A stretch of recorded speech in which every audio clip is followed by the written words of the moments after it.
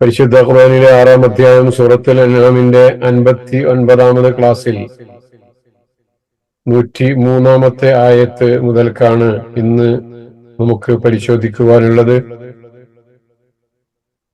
അള്ളാഹുവിന്റെ വിശുദ്ധ ഗ്രന്ഥം പഠിക്കാനും അത് ജീവിതത്തിൽ പകർത്താനും റബ്ബ് നമ്മെ ഓരോരുത്തരെയും തുണക്കുമാറാകട്ടെ. 103-ാമത്തെ ആയത്ത്. لا تدركه الأبصار وهو يدرك الأبصار وهو اللطيف الخبير.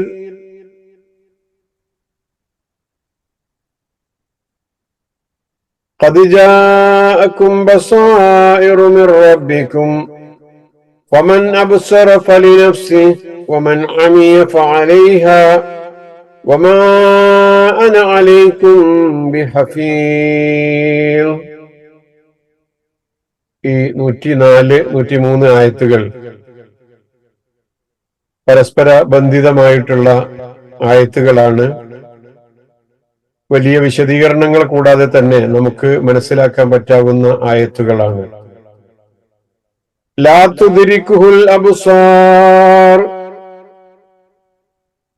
അള്ളാഹുവിനെ സംബന്ധിച്ച് ദാലിക്കുമുല്ലാഹു റബ്ബുക്കും ലാ ഇലാഹ ഇല്ലാ ഹുവ ഖാലിഖു കുല്ലി ഷൈഇൻ ഫഅബ്ദൂഹു വഹുവ അലാ കുല്ലി ഷൈഇൻ വക്കീൽ. അവനാണ് നിങ്ങളുടെ റബ്ബ്, അവനല്ലാതെ മറ്റൊരു ആരാധ്യനില്ല, എല്ലാറ്റിന്റെയും സൃഷ്ടാവാണവൻ, അവനെ നിങ്ങൾ ആരാധിക്കുവീൻ, അവൻ എല്ലാ കാര്യങ്ങളുടെയും കൈകാര്യ കർത്താവാകുന്നു എന്ന് കഴിഞ്ഞ ആയത്തിൽ സൂചിപ്പിച്ചു. ആ അല്ലാഹു ലാ തുദ്രിക്കുഹുൽ അബ്സാർ. അൽ അബ്സാർ കണ്ണുകൾ അവനെ കണ്ടെത്തുകയില്ല. ലാ തുദ്രിക്കു വമാ അദ്റാക പഠിച്ചില്ലേ? ലാ തുദ്രിക്കുഹുൽ അബ്സാർ കണ്ണുകൾ അവനെ കണ്ടെത്തുകയില്ല. കണ്ണിന് വലിയ ശക്തിയുണ്ട്, പ്രകാശമുണ്ട്. ചെറിയ സംഗതികളും വലിയ സംഗതികളും ഒക്കെ മനുഷ്യൻ കാണുന്നുണ്ട്, എന്നിട്ട് കണ്ട് മനസ്സിലാക്കുന്നുണ്ട്. എന്നാൽ ആ കണ്ണുകൾക്കൊന്നും തന്നെ അള്ളാഹുവിനെ കണ്ടെത്താൻ സാധിക്കുകയില്ല.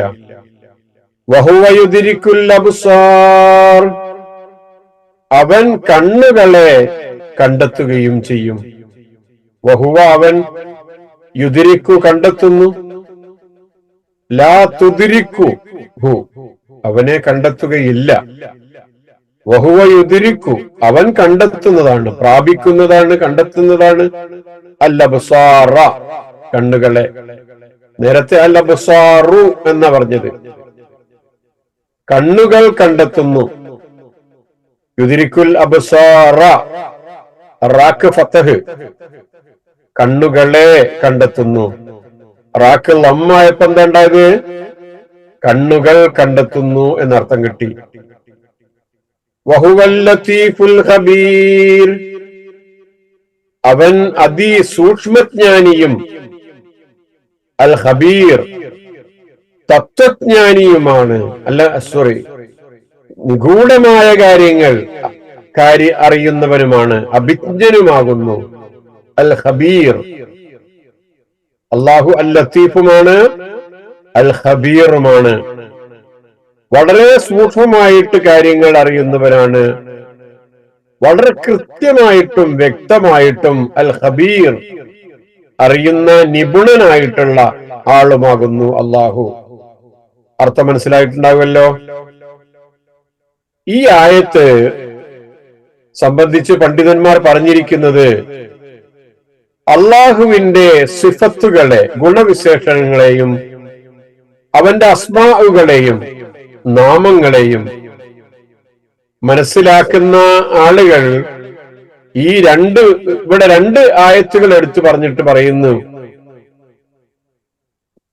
കേവലം ചെറിയ രണ്ട് ആയത്തുകൾ അതിൽപ്പെട്ട ഒന്നാണ്. ഈ രണ്ട് ആയത്തുകൾ വെച്ചുകൊണ്ടല്ലാതെ അള്ളാഹുവിന്റെ അസ്മാഉ സിഫാത്തുകളെ മനസ്സിലാക്കാൻ ശ്രമിക്കരുത് എന്നാണ്. അതിൽപ്പെട്ട ഒന്നാണ്. മറ്റൊരായത്ത് ഏതാണെന്നറിയോ?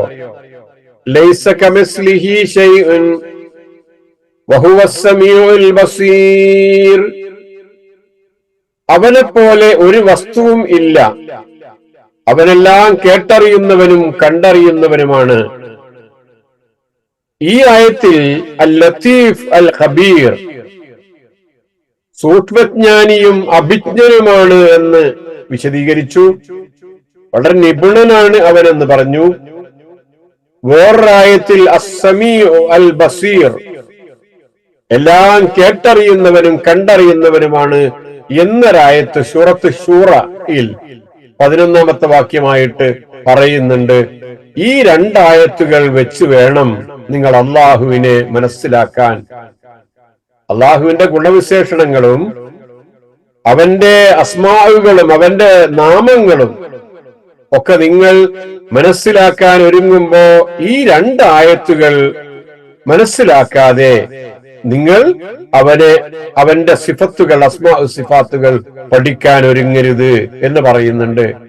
അപ്പൊ അത്രമാത്രം പ്രധാനമായ ഒരു ആയത്താണ് ഇപ്പൊ നമ്മൾ മനസ്സിലാക്കിക്കൊണ്ടിരിക്കുന്നത് എന്ന് സൂചിപ്പിക്കാനാണ് ഇത് പറഞ്ഞത്. ഇവിടെ ലാ തുദ്രിക്കുൽ അബ്സാറു എന്ന മനുഷ്യന്റെ കാഴ്ചകൾക്ക്, അവന്റെ കണ്ണുകൾക്ക് അള്ളാഹുവിനെ കണ്ടെത്താൻ സാധിക്കുകയില്ല. കണ്ണിനും കാഴ്ചക്കും നോട്ടത്തിനും ഒക്കെ അള്ളാഹു പരിശുദ്ധ ഖുർആനിൽ വ്യത്യസ്തമായിട്ടുള്ള പദങ്ങൾ പരിചയപ്പെടുത്തിയിട്ടുണ്ട്. അൽ അഅ്യുൻ കണ്ണുകൾ, അൽ അബ്സാർ കാഴ്ചകൾ, അൻ-നളർ നോട്ടം, അർ-റുയത്ത് ചിന്തിച്ചു നോക്കുക, റഅ കണ്ടു, റുയത്ത് ചിന്തിച്ച് നോക്കുക. ഇങ്ങനെ പല പദങ്ങളിലും അള്ളാഹു കണ്ണിനെ സംബന്ധിച്ച്, കാഴ്ചയെ സംബന്ധിച്ച് ഖുർആനിൽ പറഞ്ഞിട്ടുണ്ട്.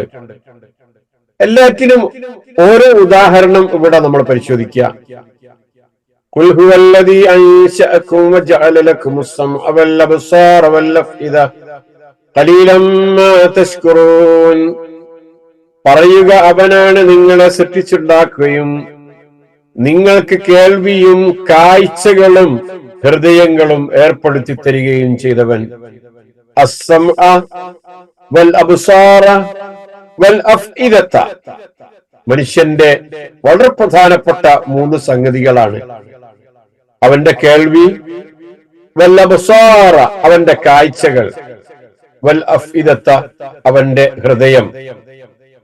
ഖലീലൻ മാ തശ്കുറൂൻ, ഇത് 3ഉം കിട്ടിയിട്ടും കുറച്ച് മാത്രമേ നിങ്ങൾ നന്ദി കാണിക്കുന്നുള്ളൂ. ഈ 3 സംഗതികൾക്ക് തന്നെ നന്ദി കാണിക്കാൻ നിങ്ങൾ ഒരുമ്പെട്ടാൽ നിങ്ങളുടെ കാലം മുഴുവനും നന്ദി ചെയ്താലും നിങ്ങൾക്ക് നന്ദി ചെയ്ത് തീർക്കാൻ കഴിയില്ലല്ലോ എന്ന് പറയുന്നിടത്ത് അൽ അബ്സാർ മനുഷ്യന്റെ കാഴ്ചകളെ സംബന്ധിച്ച് സൂചിപ്പിച്ചിട്ടുണ്ട്. യഅലമു ഖായിനത്തൽ അഅ്യുനി വമാ തുഖ്ഫി സുദൂർ, കണ്ണുകളുടെ കള്ളനോട്ടവും, ഖായിനത്തൽ അഅ്യുൻ കണ്ണുകൾ, ഐനുൻ കണ്ണ്, ഹൃദയങ്ങൾ മറച്ചു വെക്കുന്നതും അവൻ അറിയുന്നു, അള്ളാഹു അറിയുന്നു എന്ന് പറഞ്ഞിടത്ത് ഖായിനത്തൽ അഅ്യുൻ കണ്ണുകളുടെ കണ്ണുനോട്ടം, അത് കണ്ണ് അൽ ഐനുൻ എന്നാണ് അവിടെ ഉപയോഗിച്ചിരിക്കുന്നത്. കണ്ണുകൾ എന്നാണ് അതിന്റെ അർത്ഥം. ഖുൽ സീറൂ ഫിൽ അർളി ഫൻദുറൂ കൈഫ കാന ആഖിബത്തുൽ മുജ്രിമീൻ, നബിയെ പറയുക, നിങ്ങൾ ഭൂമിയിൽ കൂടി സഞ്ചരിച്ചിട്ട് കുറ്റവാളികളുടെ പര്യവസാനം എപ്രകാരമായിരുന്നു എന്ന് നോക്കുക. ഫൻദുറൂ നിങ്ങൾ നോക്കുക. അത് കേവലം കണ്ണുകൊണ്ടുള്ള ഒരു നോട്ടമാണ്. അവിടെ ചെന്ന് നോക്കിയാൽ അറിയാൻ കാര്യങ്ങൾ എന്തൊക്കെയാണ് അവർക്ക് സംഭവിച്ചത് എന്ന്. ഫൻദുറൂ നിങ്ങൾ നോക്കൂ എന്ന് പറഞ്ഞിട്ടുണ്ട്. അഫറഅയ്തുമുൽ മാഅ അല്ലദീ തശ്റബൂൻ, അഫറഅയ്തുമുൽ മാഅ അല്ലദീ തശ്റബൂൻ, നിങ്ങൾ കുടിക്കുന്ന വെള്ളത്തെ പറ്റി നിങ്ങൾ ചിന്തിച്ചു നോക്കിയിട്ടുണ്ടോ? റഅയ്തും നിങ്ങൾ ചിന്തിച്ചു നോക്കി, അതാണ് അവിടെ കണ്ടു എന്ന് പറഞ്ഞതിന്റെ അർത്ഥം. നിങ്ങൾ ചിന്തിച്ചു നോക്കുക. റഅയ്യത്ത് എന്ന് പറഞ്ഞാൽ ചിന്തിച്ചു നോക്കുക എന്നാണ്. മാനത്തേക്ക് നോക്കി ചന്ദ്രൻ ഉദിച്ചിട്ടുണ്ടോ നോക്കണം എന്ന് റസൂൽ പറഞ്ഞിടത്ത് റഅ എന്നാണ് ഉപയോഗിച്ചത് എന്ന് നമുക്കറിയാമല്ലോ. അതേപോലെ ഉള്ള പ്രയോഗങ്ങൾ നമുക്ക് കാണുവാൻ സാധിക്കുന്നതാണ്. അപ്പൊ ഇങ്ങനെയൊക്കെ കണ്ണുകൾക്കും കാഴ്ചക്കും വേണ്ടി ഉള്ള പദങ്ങൾ ഖുർആനിൽ ഉപയോഗിച്ചിട്ടുണ്ട്. ഇത് വെറുതെ ഉപയോഗിച്ചതല്ല എന്ന് നമുക്കറിയാം. എന്താണ് അൽ ഐനുൻ, കണ്ണ് എന്ന് പറഞ്ഞാൽ എന്താണ്?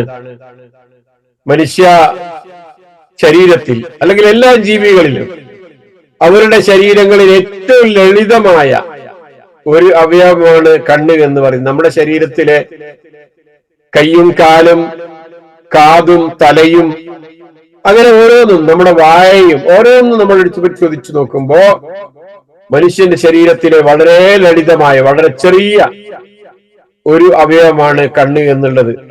വളരെ ചെറിയ കണ്ണുകളുള്ള ജീവികളുണ്ട്. കണ്ണുകളുടെ ധർമ്മം എന്ന് പറയുന്നത് പ്രകാശം തിരിച്ചറിഞ്ഞ് കാഴ്ച സാധ്യമാക്കുന്ന ഒരു ഇന്ദ്രിയമാണ് കണ്ണ് എന്ന് പറയുന്നത്. പ്രകാശമുണ്ടെങ്കിൽ കണ്ണിന് വെളിച്ചുണ്ടാകും, ആ കണ്ണുകൊണ്ട് കാര്യം ഉണ്ടെങ്കിൽ മുന്നിൽ പ്രകാശം വേണം. പ്രകാശം ഇല്ലെങ്കിൽ കണ്ണുകൊണ്ട് കാര്യം അറിയാൻ സാധിക്കില്ല, മനസ്സിലാക്കാൻ സാധിക്കില്ല. അതാണ് ഐനുൻ എന്ന് പറയുന്നത്. പരിസരത്തെ ഇരുട്ടും വെളിച്ചവും ഒക്കെ തിരിച്ചറിയാൻ സാധിക്കുന്നു കണ്ണിന്. കണ്ണ് മുമ്പിൽ വെളിച്ചമുണ്ടെങ്കിൽ വെളിച്ചം ആണ് എന്ന് പറയാം, വെളിച്ചമില്ലെങ്കിൽ അവിടെ ആ ഇരുട്ട് തിരിച്ചറിയാൻ കണ്ണിന് സാധിക്കുന്നു. മനുഷ്യൻ ഉൾപ്പെടെയുള്ള സസ്തനികളിൽ 2 കണ്ണാണുള്ളത്.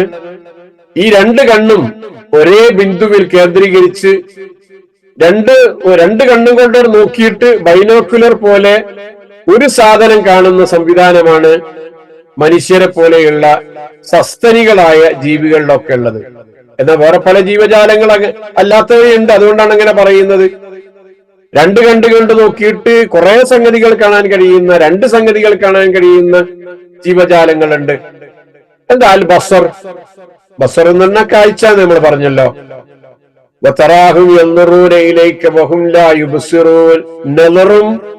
ബസറും പറയുന്ന ഒരായത്താണ് സൂറത്തുൽ അറാഫിലെ 198-ാമത്തെ വചനം. നിങ്ങളെ അവരിങ്ങനെ നോക്കിക്കൊണ്ടിരിക്കുന്നുണ്ട് പ്രവാചകരെ. വതറാഹും യൻദുറൂന ഇലൈക വഹും ലാ യുബസ്സിറൂൻ. പക്ഷെ അവർക്ക് കണ്ടെത്താൻ കഴിയുന്നില്ല. അവരുടെ ബസർ ഉപയോഗിച്ച് അവരുടെ ഉൾക്കാഴ്ചയോടുകൂടി താങ്കളെ മനസ്സിലാക്കാനും താങ്കളുടെ പ്രത്യേകതകൾ തിരിച്ചറിയാനും അവർക്ക് സാധിക്കുന്നില്ല. വെറുതെ ഇങ്ങനെ നോക്കി നിൽക്കുകയാണ് അവർ. ആ ബസർ എന്ന് പറയുന്നത് മാനസികമായ ഒരു പ്രക്രിയ, കാണുന്നതിനെ കുറിച്ചുള്ള ചില ധാരണകളാണ്. സ്വമേധയായുള്ള ഒരു പ്രക്രിയ എന്ന് പറയാം. ആന്തരിക ഘടകങ്ങളായ അനുഭവം, ഓർമ്മ എന്നിവയൊക്കെ ബന്ധപ്പെട്ട് കിടക്കുന്ന ഒരു സംഗതിയാണ് അൽ ബസർ എന്ന് പറയുന്നത്, കാഴ്ച എന്ന് പറയുന്നത്. പിന്നെ നളർ എന്ന് പറഞ്ഞാൽ എന്താ? നോക്കുക എന്ന് പറഞ്ഞല്ലോ നമ്മൾ. അതൊരു ശാരീരികമായ പ്രക്രിയയാണ്. നമ്മളെ കണ്ണുകൊണ്ട് കണ്ണ് വേണം നോക്കാൻ, അതേപോലെ പ്രകാശം വേണം നോക്കാൻ. കണ്ണൊരു പ്രത്യേക കാര്യത്തിൽ ശ്രദ്ധീകരിക്കുന്നു. അപ്പൊ നമ്മൾ നോക്കിക്കൊണ്ടിരിക്കുന്നു. ആ നോക്കിക്കൊണ്ടിരിക്കുമ്പോ ആ വസ്തു നമ്മൾ കാണുന്നു. ആ വെറുതെ നമ്മൾ കാണുന്നു എന്നല്ലാതെ അതുകൊണ്ട് എന്തെങ്കിലും ഉപകാരം നേടണമെങ്കിൽ ബസർ വേണം. അത് ഉൾക്കാഴ്ചയാണ്. അതേപോലെ തന്നെയാണ് റുയ്യത്ത്. നമ്മൾ നേരത്തെ പറഞ്ഞു പോയി, ചിന്താപരമായ നോട്ടമാണ്. അതിനെ ഖുർആൻ അങ്ങനെ പറഞ്ഞതായിട്ട് വേറെയും നമുക്ക് കാണാൻ സാധിക്കുന്നതാണ്. ഓന്ത്, മുയല് തുടങ്ങിയ ജീവികളിൽ 2 കണ്ണുകളും വെവ്വേറെ ദൃശ്യങ്ങളാണ് സംവേദനം ചെയ്യപ്പെടുന്നത്. മനുഷ്യന്റേതുപോലെ ത്രിമാനമായ ദൃശ്യങ്ങൾ ഇവക്കില്ല. മനുഷ്യ ശരീരത്തിൽ ഏത് സമയത്തും 100% കഴിവോടെ ക്ഷീണമില്ലാതെ പ്രവർത്തിക്കാൻ കഴിയുന്ന ഏക അവയവമാണ് മനുഷ്യന്റെ കണ്ണ് എന്ന് പറയുന്നത്. കണ്ണ് ഉള്ളവർക്കേ കണ്ണിന്റെ വിലയറിയൂ എന്നാണ്. കണ്ണ് പോയി കഴിഞ്ഞാലാണ് കണ്ണിന്റെ വിലയറിയുക എന്നാണ്. കണ്ണിന്റെ പ്രത്യേകതകൾ ഒരുപാടാണ്. നമുക്ക് നമ്മുടെ കണ്ണ്, നമ്മളൊരു വലിയൊരു ക്യാമറ പ്രവർത്തിക്കുമ്പോൾ അതിന്റെ അതിലൊരു ഫോക്കസിങ് ഉണ്ട്. അതിൽ നമ്മളെ ആ ഫോക്കസ് സംഗതിയെ അതിനൊരു പ്രത്യേക വസ്തു പിടിച്ച് തിരിച്ച് അതിന്റെ ദൂരമൊക്കെ ക്രമീകരിച്ചിട്ടാണ് കൃത്യമായ ഒരു വസ്തുവിനെ ശരിയായ രൂപത്തിൽ ആ ക്യാമറക്ക് കാണാനും പകർത്താനും സാധിക്കുക. ഇതേപോലെ നമ്മുടെ തൊട്ടടുത്തുള്ള ഒരു വസ്തുവിനെ നമ്മൾ നോക്കുമ്പോൾ നമ്മുടെ കണ്ണിന്റെ ഫോക്കസിങ് വർക്ക് ചെയ്യുന്നു. കുറെ ദൂരേക്ക് നമ്മൾ നോക്കുമ്പോൾ ആ വസ്തുവിനെ കൃത്യമായി കാണാൻ പറ്റാവുന്ന രൂപത്തിൽ അങ്ങനെ ഒരു ഫോക്കസിങ് ഇങ്ങനെ വർക്ക് ചെയ്തുകൊണ്ടിരിക്കുന്ന ഒരു അവയവമാണ് മനുഷ്യന്റെ കണ്ണ് എന്ന് പറയുന്നത്. അപ്പൊ ഇങ്ങനെ ഫോക്കസ് ചെയ്ത് നോക്കാനുള്ള, ദൂരെയുള്ള വസ്തുവിനെ കാണാനും അടുത്തുള്ള വസ്തുവിനെ കാണാനും ഒക്കെ അഡ്ജസ്റ്റ് ചെയ്തുകൊണ്ട് ഫോക്കസ് ചെയ്യാനുള്ള ഒരു കഴിവ് മനുഷ്യന്റെ കണ്ണുകൾക്കുണ്ട്. പക്ഷെ ചോദിക്കട്ടെ, ലാ തുദ്രിക്കുഹുൽ അബ്സാർ, നിങ്ങളുടെ കണ്ണുകൾ ഏതെങ്കിലും നിലക്ക് ക്രമീകരിച്ചിട്ട് നിങ്ങൾക്ക് റബ്ബിനെ കാണാൻ സാധിക്കുമോ? ലാ തുദ്രിക്കുഹു അൽ അബ്സാർ, നിങ്ങളുടെ കണ്ണുകൾ കൊണ്ട് അതിശക്തമായ നിങ്ങളുടെ കണ്ണുകളുടെ പ്രത്യേകതകൾ ഞാൻ വിശദീകരിക്കുന്നില്ല, നമുക്കറിയാം ഒരുപാട് സംഗതികൾ. ആ കണ്ണുകൾ കൊണ്ട് നിങ്ങൾക്ക് റബ്ബിനെ കണ്ടെത്താൻ സാധിക്കുമോ? എന്നാൽ റബ്ബിന് നിങ്ങളുടെ എല്ലാവരുടെയും കണ്ണുകളെ കാണാൻ സാധിക്കും. നേരത്തെ പറഞ്ഞല്ലോ, ചില ജീവികൾക്ക്, മുയല് പോലെയുള്ള ചില ജീവികൾക്ക് രണ്ട് കണ്ണുകൊണ്ട് നോക്കുമ്പോ കുറെ സംഗതികളെ കാണാൻ കഴിയുന്നു എന്ന് പോലെ പടച്ച റബ്ബ് സൃഷ്ടിച്ചതാ. ചില ജീവികൾക്കൊക്കെ കുറെ സംഗതികളെ ഒന്നിച്ചു കാണാനും മനസ്സിലാക്കാനും സാധിക്കും. എങ്കിൽ റബ്ബിനെ എന്തുകൊണ്ട് മനുഷ്യരെ, നിങ്ങൾ എല്ലാവരെയും ഒരേ സമയത്ത് കാണാനും നിങ്ങളെ മനസ്സിലാക്കാനും കഴിയുമെന്ന് പറയുമ്പോ നിങ്ങൾ എന്തുകൊണ്ട് അത് വിശ്വസിക്കുന്നില്ല? അതിനുള്ള അധികാരമുണ്ടവന്. ഓരോ സൃഷ്ടികളുടെയും സൃഷ്ടാവാണ്. ഓരോ സൃഷ്ടികളും സൃഷ്ടാവിന് വേണ്ടി സൃഷ്ടിക്കപ്പെട്ടിരിക്കുകയാണ്. അതുകൊണ്ട് തന്നെ അവരുടെ മേൽ പൂർണ്ണാധികാരമുള്ളവനാണ് അള്ളാഹു. ആ അധികാരത്തിന്റെ പരിധിയിൽ എല്ലാറ്റിനെയും ഒരേ സമയം കാണാനും പ്രാപിക്കാനും അവരെത്തിപ്പെടാനും കഴിയുന്നവരാണ് റബ്ബ്. വഹുവ യുദ്രിക്കുൽ അബ്സാർ, എല്ലാ കണ്ണുകളെയും കാണുന്നുണ്ട് കേട്ടോ. അതുകൊണ്ടാണ് നമ്മൾ നേരത്തെ പറഞ്ഞത് തായിനത്തല്ലാടിയൻ, കണ്ണിന്റെ ഒരു കട്ടുനോട്ടം, വേറെ ആരും കാണാതെയുള്ള ഒളിഞ്ഞു നോട്ടം, വേറെ ആരും കാണാതെ മറ്റൊരാളെ നോക്കി കണ്ണ് ചിമ്മുന്നത്, കണ്ണ് ചിമ്മിത്തുറക്കുന്നത്, അങ്ങനെ കട്ടുനോട്ടം നടത്തുന്നത്, കള്ളനോട്ടം നടത്തുന്നത്, ഇതൊക്കെ കാണുന്നുണ്ട് കണ്ണുകളുടെ സൃഷ്ടാവായ രക്ഷിതാവ് എന്നാണ് ഇവിടെ സൂചിപ്പിക്കുന്നത്. ഇനി രക്ഷിതാവിനെ കാണാൻ സാധിക്കില്ല ഇവിടെ വെച്ച് ആർക്കുമെന്നാണല്ലോ നമ്മൾ മനസ്സിലാക്കിയത്. എന്നാ പരലോകത്ത് എന്താ അവസ്ഥ?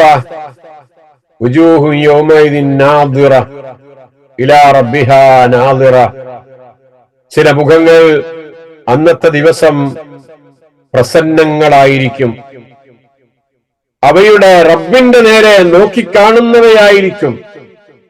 ചില മുഖങ്ങൾ പരലോകത്ത് പ്രസന്നമാണ്. യൗമൈദിൻ നാദിറത്തുൻ, നാദിറത്തുൻ പ്രസന്നമാണ്. രണ്ടാമത്തത് നാദിറത്തുൻ, റബ്ബിന്റെ നേരെ നോക്കുന്നവരാ. റബ്ബിനെ കണ്ടിട്ട് തങ്ങളുടെ മുഖത്ത് വല്ലാത്ത പ്രസന്നതയുള്ള ചില മുഖങ്ങൾ പരലോകത്തുണ്ടാകുമെന്ന് അള്ളാഹു പറയുന്നുണ്ട്. അൻ ജരീർ ഇബ്നു അബ്ദില്ല ഖാല കുന്നാ ഇൻദ നബി സല്ലല്ലാഹു അലൈഹി വസല്ലം, ഒരിക്കൽ ഞങ്ങളൊക്കെ റസൂലിന്റെ അടുക്കൽ നിൽക്കുക, ഒരു പൗർണമി ദിവസം, പൂർണ്ണചന്ദ്രന്റെ ദിവസം. റസൂൽ സല്ലല്ലാഹു അലൈഹി വസല്ലമ ആ ചന്ദ്രനെ നോക്കി, എന്നിട്ട് പറഞ്ഞു, ഇന്നക്കും സതറൗന റബ്ബക്കും കമാ തറൗന ഹാദൽ ഖമർ, നിങ്ങൾ നിങ്ങളുടെ റബ്ബിനെ കാണുക തന്നെ ചെയ്യും, ഈ ചന്ദ്രനെ നിങ്ങൾ കാണുന്നത് പോലെ. ലാ തുലാമ്മൂന ഫി റുയതിഹി, ഈ ചന്ദ്രൻ ഒരുപക്ഷെ അതിന്റെ മുന്നിലൂടെ കാർമേഘം കടന്നു പോകുമ്പോ നിങ്ങൾക്ക് കൃത്യമായി കാണാൻ തടസ്സം ഉണ്ടാകും, പക്ഷേ റബ്ബിനെ കാണാൻ ഒരു തടസ്സം ഉണ്ടാവില്ല. അങ്ങനെ നിങ്ങൾക്ക് കാണാൻ സാധിക്കും. സാധിക്കണമെങ്കിൽ നിങ്ങൾ ചെറിയൊരു കാര്യം ചെയ്യണം കേട്ടോ. ഫൈനിസ്തതഅതും അല്ലാ തുഗ്ലബു വലാ സ്വലാത്തിൻ ഖബ്ല തുലൂഇ ശംസ് വഖബ്ല ഉറൂബിഹാ ഫഫഅലൂ, സൂര്യൻ ഉദിക്കുന്നതിനും അസ്തമിക്കുന്നതിനു മുമ്പുള്ള നമസ്കാരത്തിന്റെ കാര്യത്തിൽ വീഴ്ച സംഭവിക്കാതിരിക്കാൻ നിങ്ങൾക്ക് സാധിക്കുമെങ്കിൽ അത് നിങ്ങൾ പാലിക്കണം കേട്ടോ. സൂര്യൻ ഉദിക്കുന്നതിന്റെ മുമ്പും സൂര്യൻ അസ്തമിക്കുന്നതിന്റെ മുമ്പുള്ള നമസ്കാരത്തിന്റെ കാര്യത്തിൽ അതേതാ അറിയാം നമുക്ക്. ആ രണ്ട് നമസ്കാരങ്ങളുടെ കാര്യത്തിൽ വീഴ്ച സംഭവിക്കാതിരിക്കാൻ നിങ്ങളുടെ ജീവിതത്തിൽ നിങ്ങൾക്ക് ശ്രദ്ധിക്കാൻ കഴിയുമെങ്കിൽ നിങ്ങൾ അങ്ങനെ ശ്രദ്ധിച്ചു പോകണേ.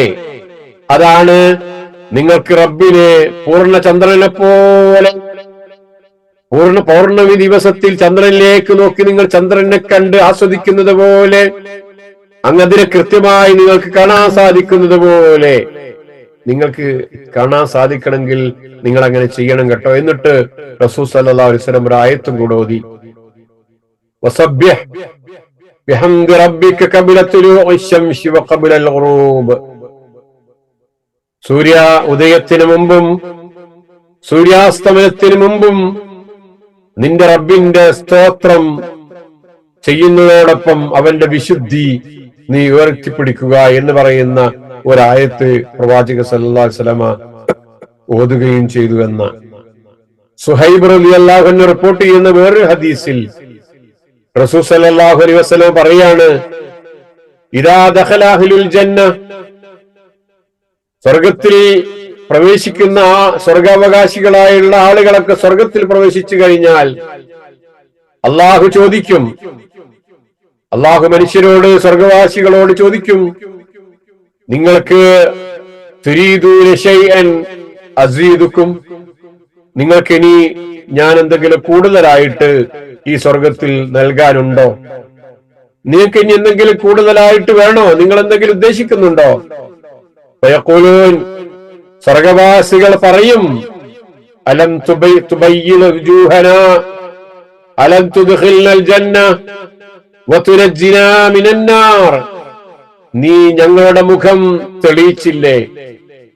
നീ ഞങ്ങളെ സ്വർഗത്തിൽ പ്രവേശിപ്പിച്ചില്ലേ? നീ ഞങ്ങളെ നരകത്തിൽ നിന്ന് രക്ഷിച്ചില്ലേ? ഇതിനേറെ കൂടുതലായി ഞങ്ങൾക്ക് എന്താണ് വേണ്ടത്? അങ്ങനെ പറഞ്ഞുകൊണ്ടിരിക്കുമ്പോ ഹിജാബ്, അപ്പോൾ അല്ലാഹു ഒരു മറ അവിടെ നീക്കം ചെയ്യുകയാണ്. എന്നിട്ട് അവരുടെ റബ്ബിനെ നോക്കിക്കാണുന്ന സന്തോഷകരമായ ഒരവസ്ഥ അവർക്ക് അവിടെ സംജാതമാവുകയാണ്. റബ്ബിനെ നോക്കിക്കാണുന്നതിനേക്കാൾ ഇഷ്ടകരമായ മറ്റൊന്നും തന്നെ അവരുടെ ജീവിതത്തിൽ നൽകപ്പെട്ടിട്ടില്ല എന്ന് അവർക്ക് തോന്നുന്ന വിധത്തിൽ അള്ളാഹുവിനെ അവർക്ക് കാണാൻ സാധിക്കുന്ന ഒരവസ്ഥ പരലോകത്തുണ്ടാവുകയാണ് എന്നാണ്. ഇനി മൂസാ നബി അലൈഹിസ്സലാം റബ്ബിനെ കണ്ടിട്ടുണ്ടോ? അള്ളാഹുവിനായിട്ട് സംസാരിച്ച കലാമുള്ള എന്ന് പറയുന്ന കലീമുള്ള എന്നൊക്കെ പറയുന്ന മൂസാ നബി അലൈഹിസ്സലാം അള്ളാഹുവിനെ നേരിട്ട് കണ്ടിട്ടുണ്ടായിരുന്നു. അള്ളാഹുവെ നിന്നൊന്ന് കാണണം എന്ന് പറഞ്ഞു അല്ലേ? അത് വിശുദ്ധ ഖുർആൻ വിശദീകരിക്കുന്നുണ്ട്. ഖാല റബ്ബി അരിനി, പടച്ചോനെ എന്റെ രക്ഷിതാവേ നിന്നെ എനിക്ക് ഒന്ന് കാണിച്ചു തരൂ എന്ന് മൂസാ നബി അലൈഹിസ്സലാം ആവശ്യപ്പെട്ടു എന്നാണ്. അള്ളാഹുവിനെ കാണാൻ വേണ്ടി ആവശ്യപ്പെട്ട ഒരു വ്യക്തിയാണ് മൂസാ നബി അലൈഹിസ്സലാം. അത് വല്ലാത്തൊരു ആഗ്രഹമായിരുന്നു റബ്ബിനെ കാണണം എന്നുള്ളത്. അപ്പൊ അള്ളാഹു പറഞ്ഞു, നിനക്ക് എന്നെ കാണാൻ കഴിയില്ല. എന്നെ കാണാൻ കഴിയണമെങ്കിൽ നീ നിന്റെ മുന്നിലുള്ള ആ പർവ്വതത്തിലേക്ക് നോക്കൂ. ആ പർവ്വതം അങ്ങനെ തന്നെ ഉറച്ചു നിന്നാൽ നിനക്കെന്നെ കാണാം എന്ന് പറയുന്നുണ്ട് അള്ളാഹു. ഫലമ്മ തജല്ലാ റബ്ബുഹു ലിൽ ജബലി ജഅലഹു ദക്ക വഖറ മൂസാ സഇക. അങ്ങനെ രക്ഷിതാവ് ആ പർവ്വതത്തിന് വെളിപ്പെട്ടപ്പോൾ അതിനെ അവൻ പൊടി പൊടിയാക്കി. മൂസാ നബി അലൈഹിസ്സലാം ബോധരഹിതനായി വീണു. എന്നിട്ട് അദ്ദേഹത്തിന് ബോധം വന്നപ്പോ അദ്ദേഹം പറഞ്ഞു, നീ എത്ര പരിശുദ്ധൻ, സുബ്ഹാനക തുബ്തു ഇലൈക വഅന അവ്വലുൽ മുഅ്മിനീൻ. നീ ഏറെ പരിശുദ്ധനാ, ഞാൻ നിന്നിലേക്ക് ഖേദിച്ചു മടങ്ങുന്നു, തൗബ ചെയ്യുന്നു. ഇങ്ങനെ ചോദിക്കാൻ പാടില്ലായിരുന്നു, തെറ്റായിപ്പോയി എന്ന് പറഞ്ഞ് അദ്ദേഹം തൗബ ചെയ്യുന്നു. എന്നിട്ട് അദ്ദേഹം പറഞ്ഞു, ഞാൻ വിശ്വാസികളിൽ ഒന്നാമനാകുന്നു എന്ന് പറഞ്ഞുകൊണ്ട് അദ്ദേഹം വിശ്വസിച്ച കഥകൾ ഖുർആൻ പറഞ്ഞു തരുന്നുണ്ട്. ഇനി റസൂൽ സല്ലല്ലാഹു അലൈഹി വസല്ലമ ഇസ്രാ മിഅ്റാജ് ആകാശാരോഹണം യാത്രകളൊക്കെ നടത്തി റബ്ബിന്റെ അടുക്കൽ പോയി നമസ്കാരമൊക്കെ നേരിട്ട് വാങ്ങി വന്നതാണ്, സ്വർഗ നരകങ്ങൾ കണ്ടതാണ് എന്നൊക്കെ പറയുമ്പോ റസൂൽ സല്ലല്ലാഹു അലൈഹി വസല്ലമ അള്ളാഹുവിനെ കണ്ടിട്ടുണ്ട് എന്ന് ആർക്കെങ്കിലും വാദിക്കാൻ പറ്റുമോ? മൻ സഅമ അന്ന മുഹമ്മദൻ സല്ലല്ലാഹു അലൈഹി വസല്ലമ റഅ റബ്ബഹു ഫഖദ് അഅലമ അലല്ലാഹിൽ ഫിരിയ. മുഹമ്മദ് നബി സല്ലല്ലാഹു അലൈഹി വസല്ലം തന്റെ റബ്ബിനെ കണ്ടിട്ടുണ്ട് എന്ന് ആരെങ്കിലും വാദിച്ചാൽ തീർച്ചയായും അവൻ അള്ളാഹുവിന്റെ മേൽ മഹാകള്ളം ചമച്ചിരിക്കുന്നു എന്ന് റസൂൽ സല്ലല്ലാഹു അലൈഹി വസല്ലം തന്നെ പറയുന്നുണ്ട്. ആയത്തിന്റെ അവസാന ഭാഗം അൽ വഹുവൽ ലത്തീഫുൽ ഖബീർ, അവൻ അൽ ലത്തീഫാണ്, അൽ ഖബീറാണ്, സൂക്ഷ്മജ്ഞാനിയാണ്. അൽ ഖബീർ ഏറെ കൃത്യമായി വ്യക്തമായി അറിയുന്നവരുമാണ്, അഭിജ്ഞനാകുന്നു. സൃഷ്ടികളുടെ കണ്ണുകൊണ്ട് കണ്ടുപിടിക്കാനും അവരുടെ കാഴ്ചക്ക് എത്തിച്ചേരുവാനും സാധ്യമല്ലാത്ത വിധത്തിൽ അതിസൂക്ഷ്മനാണ്.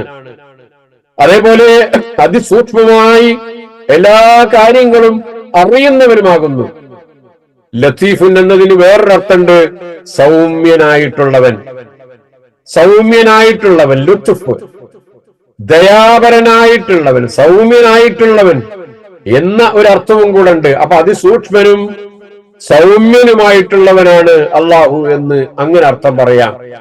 അൽ ഖബീർ എല്ലാ ദൃഷ്ടികളെയും കാഴ്ചകളെയും കണ്ടറിയുന്ന സൂക്ഷ്മജ്ഞാനിയാണ്. എല്ലാം കൃത്യമായി വ്യക്തമായി അറിയുന്ന നിപുണനുമാണ് അള്ളാഹു എന്നും അതുകൊണ്ട് നമുക്ക് വിശദീകരിച്ച് മനസ്സിലാക്കാൻ സാധിക്കും. നമ്മൾ പറഞ്ഞു ഇവിടെ അൽ ലത്തീഫ് എന്ന അർത്ഥത്തിൽ വിശദീകരിച്ച പണ്ഡിതന്മാരുണ്ട്. ദയാപരനായ അള്ളാഹു, നമ്മൾ അവനെ വിളിച്ചാൽ അവൻ നമുക്ക് ഉത്തരം ചെയ്യും. പടച്ചവന്റെ ദയയാണത്. നാം അവനെ സ്നേഹിച്ചാൽ അവൻ നമുക്ക് ആഫിയത്ത് നൽകും. നാം അവനെ അനുസരിച്ചാൽ മതി, അവൻ നമുക്ക് പ്രതിഫലം നൽകും. നാം അവന്റെ മാർഗത്തിൽ നൽകിയാൽ, ധർമ്മം ചെയ്താൽ അവൻ നമുക്ക് നമ്മുടെ രോഗങ്ങൾ സുഖപ്പെടുത്താം എന്ന് പറഞ്ഞിരിക്കുന്നത്. നമ്മൾ അള്ളാഹുവിൽ നിന്ന് പിന്തിരിഞ്ഞ് നടക്കുകയാണെങ്കിൽ അള്ളാഹു നമ്മെ പുറകെ നിന്ന് വിളിക്കുന്നുണ്ട്. ഓ ആദമിന്റെ സന്തതികളെ, നിങ്ങൾ എങ്ങോട്ടാ പോകുന്നത്? എന്റെ അടുക്കലേക്ക് വരൂ എന്ന് പറഞ്ഞുകൊണ്ട് നമ്മളെ വിളിക്കുന്നവനാണ്. മാത്രമല്ല ആ റബ്ബ് നമ്മളോട് പറഞ്ഞു, നീ എന്നെ കുറിച്ച് ഓർത്താൽ ഞാൻ നിങ്ങളെ ഓർക്കട്ടോ. നീ എന്നെ കുറെ ആളുകളുടെ കൂട്ടത്തിൽ വെച്ച് എന്നെ സംബന്ധിച്ച് പരാമർശിച്ചാൽ നിങ്ങളെ കൂടുതൽ മെച്ചപ്പെട്ട സദസ്സിൽ വെച്ച്, രംഗങ്ങളിൽ വെച്ച് നിങ്ങളെ ഞാൻ ഓർക്കും. ഒരു കയ്യോളം നിങ്ങൾ എന്റെ അടുത്തേക്ക് വന്നാൽ ഒരു മുഴത്തോളം ഞാൻ നിങ്ങളുടെ അടുത്തേക്ക് വരും. ഒരു കൈ പൂർണ്ണ നീളത്തിലാണ് നിങ്ങൾ വരുന്നതെങ്കിൽ അതിനേക്കാൾ അടുത്തേക്ക്, അതിനേക്കാൾ വേഗതയിൽ നിങ്ങളുടെ അടുക്കലേക്ക്, നിങ്ങൾ എന്റെ അടുക്കലേക്ക് നടന്നു വന്നാൽ ഞാൻ നിങ്ങളുടെ അടുക്കലേക്ക് ഓടി വരും. ഇങ്ങനെ എത്രയെത്ര ദയയുടെ സന്ദേശമാണ് ഈ റബ്ബ് നൽകുന്നത്. അൽ ലത്തീഫായ റബ്ബ്. നമ്മൾ വിശ്വസ്തരാണെങ്കിൽ അതിനനുസരിച്ചുള്ള പ്രതിഫലം റബ്ബ് നൽകും. നമ്മുടെ പ്രവർത്തനങ്ങളിൽ കുറവ് വന്നാൽ അള്ളാഹു ക്ഷമിക്കും. നമ്മൾ ദരിദ്രനാണെങ്കിൽ സമ്പന്നനാക്കും. നമ്മൾക്ക് വേണ്ടി അള്ളാഹു നൽകുന്നത് ഒക്കെ നല്ലതാണ്. നമുക്കെന്തെങ്കിലും തരാതിരിക്കുന്നുവെങ്കിൽ അതൊക്കെ പടച്ചവൻ നാളെ പരലോകത്ത് തരാൻ വേണ്ടി ഒരു പക്ഷെ നിധിയായി അവിടെ സൂക്ഷിച്ചു വെച്ചതാകാം. നമുക്കെന്തെങ്കിലും തടഞ്ഞു വെച്ചിട്ടുണ്ടെങ്കിൽ മരണാനന്തര ജീവിതത്തിൽ അത് നമുക്ക് ഒരു കരുതലായി അള്ളാഹു അവിടെ സൂക്ഷിച്ചു വെച്ചിട്ടുണ്ടാകാം. ഇങ്ങനെയുള്ള ആ റബ്ബിനെയാണ് കാഴ്ചകൾ ആ റബ്ബിനെ ഗ്രഹിക്കുകയില്ല എന്ന് പറഞ്ഞത്.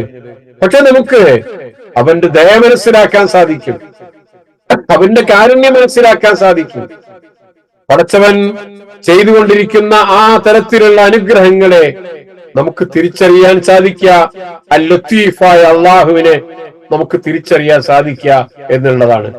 പിന്നെ അൽ ഖബീർ എന്താണ്? അൽ ഖബീർ വിദഗ്ധൻ എന്നാണ്. നമ്മുടെ ജീവിതത്തിൽ എന്തെങ്കിലും പ്രശ്നം വരുമ്പോ നമ്മൾ സാധാരണ പറയാറുള്ളത് ഒരു വിദഗ്ധനായ ഒരു മനുഷ്യന്റെ അടുക്കിലേക്ക് പോകാമെന്നാണ്. കൂടുതൽ അറിയില്ല, കൂടുതൽ നിപുണനായ. നമ്മളെ വീടുകളിൽ ഒരു ജോലിക്ക് വിളിക്കുന്നത് ആ ജോലി അറിയുന്ന ഏറ്റവും വിദഗ്ധനായ ഒരു തൊഴിലാളിയെയാണ്. കാരണം അദ്ദേഹത്തിന് അറിയാം അതിന്റെ പ്രോബ്ലംസ് എന്താണ്, അതെങ്ങനെയാണ് പരിഹരിക്കേണ്ടത് എന്നൊക്കെ അറിയാം. അങ്ങനെയുള്ള ഒരാളാണ് അൽ ഖബീർ എന്നുള്ളത്. കോടതിയിൽ ജഡ്ജിമാർ പലപ്പോഴും വിധി എഴുതുന്നതിന് മുമ്പ്, റിപ്പോർട്ട് എഴുതുന്നതിന് മുമ്പ് ഒരു വിദഗ്ധനെ വിളിച്ചു വരുത്തിയിട്ട് ആ റിപ്പോർട്ടുകൾ എഴുതാൻ വേണ്ടി പറയും. എന്നാൽ അള്ളാഹുവിന്റെ കോടതിയിൽ ഏത് ഖബീറിനെയാണ് അവിടെ വിളിക്കേണ്ടത്? അള്ളാഹു ഖബീറാണ്, എല്ലാ തരക്കും നിപുണനായിട്ടുള്ള ഒരു വ്യക്തിയാണ് അൽ ഖബീർ എന്ന് പറയുന്നത്. ലാബിൽ നമ്മുടെ രക്തവും മറ്റു സംഗതികളും ഒക്കെ പരിശോധിച്ച് അതിലുള്ള ഘടകങ്ങൾ എന്തെന്ന് വിവച്ഛേദിച്ച് കൃത്യമായി അതിനെ അനലൈസ് ചെയ്യുന്ന ആൾക്ക് അൽ ഖബീർ എന്ന് പറയാം. ഓരോരോ ചെറിയ സംഗതികളെ സൂക്ഷ്മം പരിശോധിച്ച് അതിൽ അനലൈസ് ചെയ്യുന്ന വ്യക്തിക്കാണ് അൽ ഖബീർ എന്ന് പറയുന്നത്.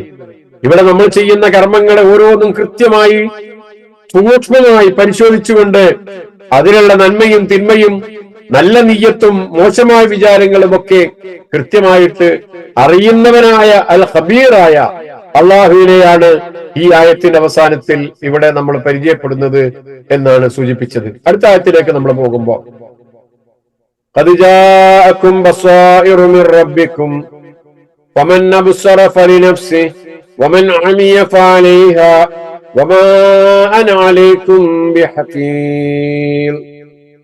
ഖദ് ജാഅകും ബസായിറു മിർ റബ്ബികും ഫമൻ അബ്സറ ഫലിനഫ്സിഹി വമൻ അമിയ ഫഅലൈഹാ വമാ അന അലൈക്കും ബിഹഫീൽ. ഖദ് ജാഅകും ബസായിറു മിർ റബ്ബികും, നിങ്ങളുടെ രക്ഷിതാവിങ്കൽ നിന്ന് ജാഅകും നിങ്ങൾക്കിതാ വന്നെത്തിയിരിക്കുന്നു. ഖദ് തീർച്ചയായും വന്നെത്തി കഴിഞ്ഞു. ബസായിറു ബസായിർ വന്നിട്ടുണ്ട്. നേരത്തെ നമ്മൾ എന്താ പറഞ്ഞത്? അബ്സാറാണ് പറഞ്ഞത്, കാഴ്ചകൾ. ഇവിടെ ബസായിറാണ്. രണ്ടും വ്യത്യാസമുണ്ട്. ബസായിർ എന്ന് പറഞ്ഞാൽ കണ്ണ് തുറപ്പിക്കുന്ന തെളിവുകൾ, ഉൾക്കാഴ്ചക്കുള്ള തെളിവുകൾ, ഉൾക്കാഴ്ചയുടെ കിരണങ്ങൾ. എങ്ങനെയൊക്കെയാണ് മലയാളത്തിൽ ഇതിന് പണ്ഡിതന്മാർ തഫ്സീറുകളിലും തർജ്ജമകളിലുമൊക്കെ അതിന് പരിഭാഷ കൊടുത്തിട്ടുള്ളത്? കണ്ണ് തുറപ്പിക്കുന്ന തെളിവുകൾ, അതാണ് ബസായിർ. അപ്പൊ നിങ്ങളുടെ കൈകളിലുള്ള വിശുദ്ധ ഗ്രന്ഥം എന്ന് പറയുന്നത് ബസായിറാണ്. ബസായിറൻ, ബസീറത്തുൻ, ബസായിറൻ, കണ്ണ് തുറപ്പിക്കുന്ന തെളിവുകളാ. മിർ റബ്ബിക്കും, നിങ്ങളുടെ റബ്ബിന്റെ അടുക്കൽ നിന്ന്. ഫമൻ അബ്സറ, അപ്പൊ ആരെങ്കിലും അബ്സറ കണ്ടറിഞ്ഞാൽ, അബ്സറ കണ്ടറിഞ്ഞു, ഫലിനഫ്സിഹി അതിന്റെ നേട്ടം അവന് തന്നെയാണ്. വമൻ അമിയ, വല്ലവനും അന്ധത കൈക്കൊണ്ടാൽ, ഉമിയ അന്ധത കൈക്കൊണ്ടാൽ, അലൈഹ അത് അവനെതിരിൽ തന്നെയാണ്, അതിന്റെ ദോഷം അവനാണ്. അലൈഹ എന്ന് പറഞ്ഞാൽ അത് അവനെതിരിലാണ്, അഥവാ ആ ദോഷം, അതിന്റെ ദോഷം അവന് തന്നെയാണ്. വമാ അന അലൈക്കും ബിഹഫീൽ, ഞാൻ നിങ്ങളുടെ മേൽ ഒരു കാവൽക്കാരനൊന്നുമല്ല. വമാ അന, ഞാൻ അല്ല, അലൈക്കും നിങ്ങളുടെ മേൽ ബിഹഫീലിൻ, ഹഫീൽ അല്ല, കാവൽക്കാരനല്ല. ഹാഫിലുൻ, ഹഫീലുൻ, സൂക്ഷിപ്പുകാരൻ, കാവൽക്കാരൻ അല്ല, നിങ്ങളുടെ കാവൽക്കാരനല്ല ഞാൻ. ഇത് നിങ്ങളുടെ കണ്ണ് തുറപ്പിക്കുന്ന ഒരു ഗ്രന്ഥമാണ്. ഇതിൽ നോക്കി കാര്യങ്ങൾ കൃത്യമായി കണ്ടറിഞ്ഞാൽ അതുകൊണ്ടുള്ള നേട്ടം അവന് തന്നെയാണ്. മറിച്ച് കണ്ണടച്ച് ഇരുട്ടാക്കുകയാണെങ്കിൽ, അന്ധത കൈക്കൊള്ളുകയാണെങ്കിൽ അതിന്റെ ദോഷം അവനാണ്. ഞാൻ ഒരിക്കലും നിങ്ങളുടെ കാവൽക്കാരനല്ല. നിങ്ങൾ അതിനെ നേരെ കണ്ണടച്ചാൽ നിങ്ങളെ കണ്ണ് തുറപ്പിക്കാനൊന്നും എന്നെ കൊണ്ട് സാധിക്കുകയില്ല. നേരെ മറിച്ച് നിങ്ങളുടെ മുമ്പിലുണ്ട് നിങ്ങളുടെ കണ്ണ് തുറപ്പിക്കുന്ന ഒരു ഗ്രന്ഥമുണ്ട്, ബസായിർ ഉണ്ട്. പരിശോധിച്ച് നോക്കാം എന്താണ് ബസായിർ. ബസായിർ ബസീറത്ത് എന്നുള്ളതിന്റെ ബഹുവചനാണ് ബസായിർ. ബസീറത്ത് എന്നുള്ളതിന്റെ ബഹുവചനമാണ് ബസായിറിൻ. അർത്ഥം ഉൾക്കാഴ്ച, മനോദൃഷ്ടി എന്നാണ്. ബസറൻ എന്നുള്ളതിന്റെ ബഹുവചനമാണ് അബ്സാർ എന്നുള്ളത്. കഴിഞ്ഞ ആയത്തിൽ നമ്മൾ പഠിച്ച അബ്സാർ എന്നുള്ളത് ബസറൻ എന്നുള്ളതിന്റെ ബഹുവചനമാണ്. അതിന്റെ അർത്ഥം എന്താണ്? പുറം കാഴ്ച, ബാഹ്യദൃഷ്ടി എന്നാണ്. അപ്പൊ നമ്മുടെ കണ്ണുകൾക്ക് ഒരു ബാഹ്യ പുറം കാഴ്ചയുണ്ട്, നമ്മുടെ കണ്ണുകൾക്ക് ഒരു ഉൾക്കാഴ്ചയുമുണ്ട്. ആ ഉൾക്കാഴ്ചയാണ് ഈ വിശുദ്ധ ഗ്രന്ഥത്തിലൂടെ നമുക്ക് ലഭിക്കുന്നത്. ഖുർആൻ തന്നെ പറഞ്ഞു, ഫഇന്നഹാ ലാ തഅമൽ അബ്സാർ വലാകിൻ തഅമൽ ഖുലൂബുൽ ലത്തി ഫിസ്സുദൂർ. ബാഹ്യദൃഷ്ടികൾക്കല്ല അന്ധത ബാധിക്കുന്നത്, പക്ഷേ നെഞ്ചുകളിലുള്ള ഹൃദയങ്ങൾക്കാണ് അന്ധത ബാധിക്കുന്നത്. നെഞ്ചുകളിലുള്ള ഹൃദയങ്ങൾ, തഅമൽ അൽ ഖുലൂബുൽ ലത്തി ഫിസ്സുദൂർ, നെഞ്ചുകളിലുള്ള ഹൃദയങ്ങൾക്കാണ് അന്ധത ബാധിക്കുന്നത്. അപ്പൊ കണ്ണിനല്ല അന്ധത ബാധിച്ചത്. എന്തിനാ അന്ധത ബാധിച്ചത്? നെഞ്ചുകളിലുള്ള ഹൃദയങ്ങൾക്കാണ് അന്ധത ബാധിച്ചത്. അപ്പൊ ഈ കണ്ണുകൾ എന്ന് പറയുന്നത് മനുഷ്യന്റെ നെഞ്ചകങ്ങളിലുള്ള ഹൃദയങ്ങളുമായി കണക്ട് ചെയ്യപ്പെടുമ്പോഴാണ് അവന്റെ ഉൾക്കാഴ്ച പ്രവർത്തിക്കുന്നത്. ആ ഉൾക്കാഴ്ചയാണ് ഈ വിശുദ്ധ ഗ്രന്ഥം നൽകുന്നത്. ഈ വിശുദ്ധ ഗ്രന്ഥം നമുക്ക് നൽകുന്നത് ബസീറത്താണ്. ഖുർആൻ നമ്മുടെ മുമ്പിൽ ബസീറത്തായി നിലനിൽക്കുന്നു. ഹൃദയം കൊണ്ട് കണ്ടറിഞ്ഞ് കാര്യങ്ങൾ ഗ്രഹിക്കാൻ വേണ്ടത്ര തെളിവുകൾ നിങ്ങൾക്ക് ലഭിച്ചിട്ടുണ്ട്. തെളിവ് കിട്ടിയില്ലെന്ന ഒഴിവ് കഴിവുകൾക്ക് ഇനി നിവൃത്തിയില്ല. അമാനി മൗലവി ഇതിന്റെ വിശദീകരണം പറഞ്ഞുകൊണ്ട് എഴുതുന്നു. അതുകൊണ്ട് സത്യം മനസ്സിലാക്കി സ്വീകരിക്കുവാൻ തയ്യാറുള്ളവർ അതിനൊരുങ്ങിക്കൊള്ളട്ടെ. അതിന്റെ ഗുണം അവർക്ക് തന്നെയായിരിക്കും. അതല്ല, കണ്ണടച്ച് അന്ധരായി കഴിയുവാനാണ് വല്ലതും ഉദ്ദേശിക്കുന്നതെങ്കിൽ അങ്ങനെ ആയിക്കോട്ടെ, കുഴപ്പമില്ല. പക്ഷെ അതിന്റെ ഭവിഷ്യത്ത് അവൻ തന്നെ അനുഭവിക്കേണ്ടതായിട്ട് വരും. കണ്ണടച്ച് ഇരുട്ടാക്കാനാണ് ശ്രമമെങ്കിൽ അങ്ങനെ ആയിക്കോട്ടെ. കണ്ണ് തുറന്നു വെച്ച് ഈ ഗ്രന്ഥത്തിലേക്ക് ഇറങ്ങിത്തിരിക്കാൻ ഒരുക്കണ്ടോ, അതിന്റെ ഗുണം അവനുണ്ടായിരിക്കും. നിങ്ങളെ ഈ വിഷയം പഠിപ്പിക്കാന്നല്ലാതെ നിങ്ങളുടെ ഉത്തരവാദിത്വമൊന്നും ഞാൻ ഏറ്റെടുത്തിട്ടില്ല. സത്യാവസ്ഥയും അതിന്റെ തെളിവുകൾ വിവരിച്ചു തരിക മാത്രമേ എന്റെ ബാധ്യതയുള്ളൂ. അത് ഞാൻ നിർവഹിക്കുകയും ചെയ്തിട്ടുണ്ട് എന്നൊക്കെ റസൂൽ സല്ലല്ലാഹു അലൈഹി വസല്ലമക്ക് പറയാൻ വേണ്ടിയിട്ട് പഠിപ്പിക്കുക. അപ്പൊ ബസീറത്തും ബസറും, ബസീറത്ത് ബസായിർ, ബസർ അബ്സാർ. ഖുർആൻ എന്ന് പറയുന്നത് യുഅതീകും അദില്ലത്തുൽ ബസായിർ, മനുഷ്യന്റെ ഉൾക്കാഴ്ചക്കുള്ള തെളിവുകൾ നൽകുന്നു. അൽ കൗൻ യുഅതീകും അദില്ലത്തുൽ ഇബ്സാർ, ഈ പ്രപഞ്ചത്തിലേക്ക് ഇറങ്ങി നോക്കുമ്പോ നമ്മൾ കാണുന്ന പലജാതി സംഗതികൾ നമ്മുടെ പുറം കാഴ്ചയിലുള്ള ഒരുപാട് തെളിവുകൾ നമുക്ക് നൽകുന്നുണ്ട്. കാഴ്ച കണ്ണിന് എന്ന പോലെ ഹൃദയത്തിലെ ധാർമ്മികതയും പ്രസരിപ്പുമാണ് ഉൾക്കാഴ്ച എന്ന് പറയുന്നത്. എന്നാൽ മനുഷ്യനെ വഴി നടക്കുന്ന, അവന് മുന്നറിയിപ്പ് നൽകുമ്പോൾ അത് കാണാൻ സാധിക്കുന്ന, മനുഷ്യനെ പാപത്തിൽ നിന്ന് വിലക്കാനുള്ള തെളിവുകൾ അവന്റെ മുമ്പിൽ നിരത്തുന്ന, അവനെല്ലാം അവന്റെ മുന്നിൽ കണ്ണറിയാൻ സാധിക്കുന്ന വിധത്തിലാണ് അവന്റെ കണ്ണുകൾ ക്രമീകരിച്ചിരിക്കുന്നത് എന്നാണ് മനസ്സിലാക്കേണ്ടത്. അപ്പൊ ഈ ഉൾക്കാഴ്ച എന്ന് പറയുന്ന യുഖ്രിജുക്കും ലിയുഖ്രിജുക്കും മിനൽ ദുലുമാതി ഇലൻ നൂർ എന്ന് പറയുന്ന അന്ധകാരങ്ങളിൽ നിന്ന് പ്രകാശത്തിലേക്ക് നിങ്ങളെ വഴി നടത്തുന്നു എന്ന് പറയുന്ന ആ ഒരു വെളിച്ചം നമ്മുടെ ഉൾക്കാഴ്ച കൊണ്ട് നമുക്ക് കാണാൻ സാധിക്കണം. ഉൾക്കണ്ണുകൊണ്ട് നമുക്ക് കാണാൻ സാധിക്കണം. അത് വിശ്വാസികൾക്ക് മാത്രമായി ലഭിക്കുന്ന സംഗതി ആണ് എന്ന് സൂചിപ്പിക്കാനുള്ളത്. കൂടുതൽ വിശദീകരിച്ചു പോകുന്നില്ല. അള്ളാഹു നമ്മുടെ ഉൾക്കാഴ്ചകളെയാണ്, നമ്മുടെ ഹൃദയത്തിലുള്ള ആ പ്രതികരണങ്ങളെയാണ്, പ്രതിഫലനങ്ങളെയാണ് അള്ളാഹുവിന് ആവശ്യം.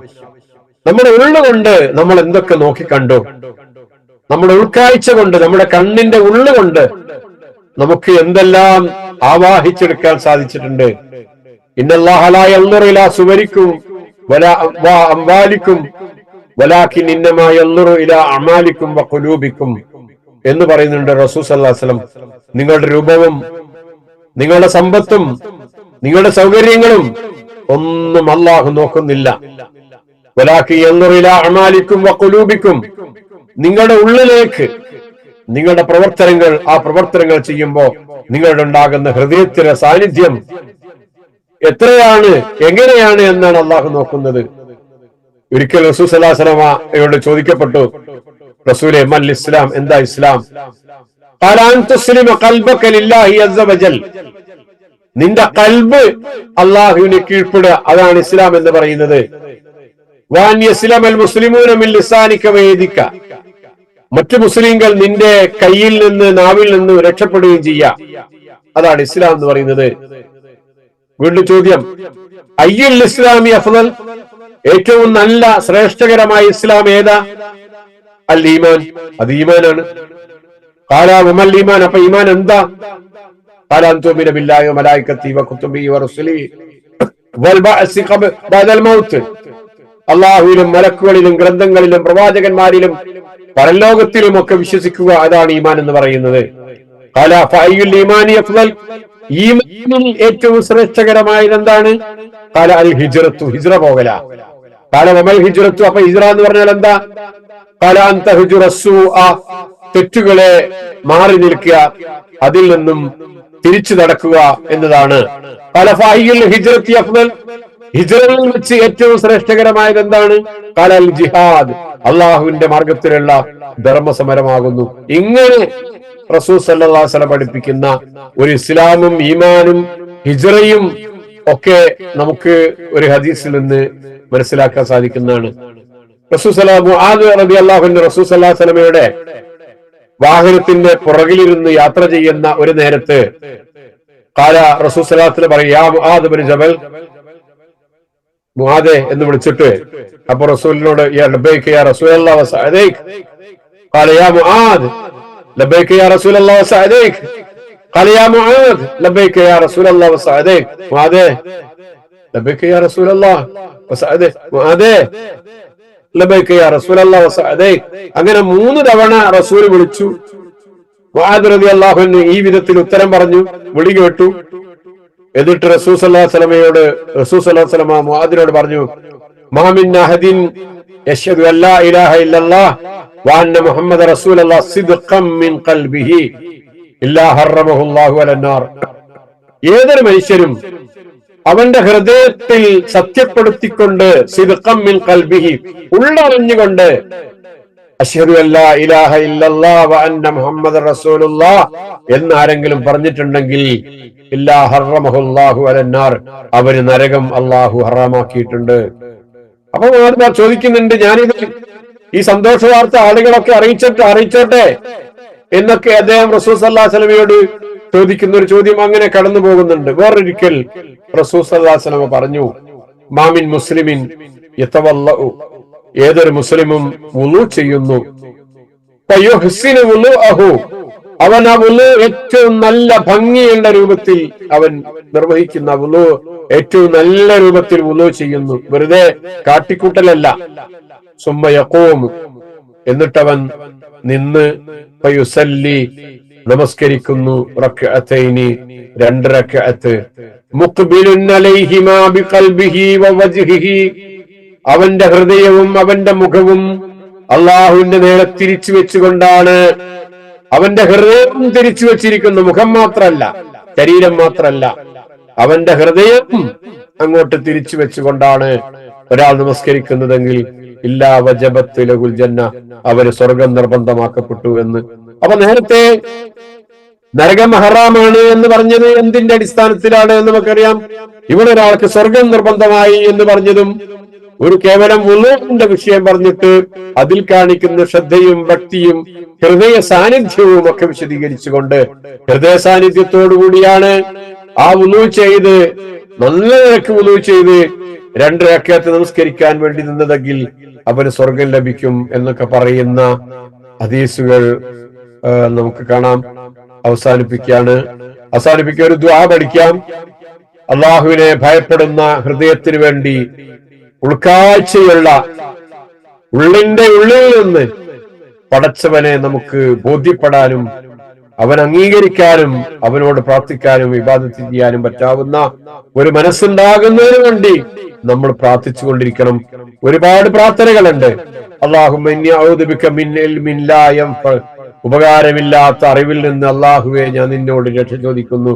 വമിൻ നഫ്സിൻ ലാ തശ്ബഅ, ഒരിക്കലും അലച്ച തീരാത്ത നഫ്സിൽ നിന്ന്. വമിൻ ഖൽബിൻ ലാ യഖ്ശ, ഭയമില്ലാത്ത ഹൃദയം, പേടിയില്ലാത്ത ഹൃദയം. വമിൻ ദഅവത്തിൻ ലാ യുസ്തജാബു ലഹാ, ഉത്തരം കിട്ടാത്ത പ്രാർത്ഥന. ഇതിൽ നിന്നൊക്കെ ഞാൻ അള്ളാഹുവെ നിന്നോട് രക്ഷ ചോദിക്കുന്നു എന്ന് പറയുന്ന പ്രാർത്ഥനകളും നമുക്ക് പഠിച്ചാണ്. അതൊക്കെയാണ് നമ്മുടെ ഈ ഉൾക്കാഴ്ച നമ്മുടെ ഉണ്ടാകുന്നതിന് വേണ്ടിയുള്ള പ്രാർത്ഥനയായിട്ട് നമുക്ക് ഉൾപ്പെടുത്താൻ സാധിക്കുന്നത്. ആ നിലക്കുള്ള സംഗതികളാണ് ആവശ്യം. ഇവിടെ വമാ അനാ അലൈക്കും ബി ഹഫീദ്. നേരത്തെ നമ്മൾ പറഞ്ഞു പോയി, അള്ളാഹുവിനെ പ്രവാചകനെ സംബന്ധിച്ചിടത്തോളം അദ്ദേഹം ഒരു കാവൽക്കാരനല്ല, ഹഫീലല്ല, ആരുടെയും കാവൽക്കാരനല്ല. നമ്മുടെ പല സംഗതികളിലും നോക്കി നടത്താനും അവിടെ മേൽനോട്ടം വഹിക്കാനും അവിടെ അപകടങ്ങൾ പറ്റാതെ സൂക്ഷിക്കാനും ഒക്കെ ഒരുപാട് കാവൽക്കാരുണ്ടാകും. അങ്ങനത്തെ ഒരു കാവൽക്കാരനെ അല്ല നമ്മെ സംബന്ധിച്ചിടത്തോളം പ്രവാചക സല്ലല്ലാഹു അലൈഹി വസല്ലമ. പക്ഷേ നമ്മുടെ ഒരു കാവൽക്കാരനെ പോലെ, സൂക്ഷിപ്പുകാരനെ പോലെ, നമ്മൾ നരകത്തിലേക്ക് പോകാതെ കൃത്യമായി അള്ളാഹുവിന്റെ സ്വർഗം ലഭ്യമാകുന്നതിന് വേണ്ടിയുള്ള പ്രവർത്തനങ്ങൾ കൃത്യമായി നമ്മൾ വേദനിച്ച നമുക്ക് പ്രയാസങ്ങൾ ഉണ്ടാകുന്നത് ഏറെ വേദനയോടുകൂടി കാണുന്ന പ്രവാചകനായിരുന്നു പ്രവാചക സല്ലല്ലാഹു അലൈഹി വസല്ലമ എന്നൊക്കെ നമുക്ക് അള്ളാഹു പറഞ്ഞു തന്നിട്ടുണ്ട്. ആ നിലക്ക് കാര്യങ്ങൾ കൃത്യമായി അറിയാനും മനസ്സിലാക്കാനും അതിനനുസരിച്ച് ജീവിതം ക്രമീകരിക്കാനും റബ്ബ് നമ്മെ ഓരോരുത്തരെയും അനുഗ്രഹിക്കുമാറാകട്ടെ.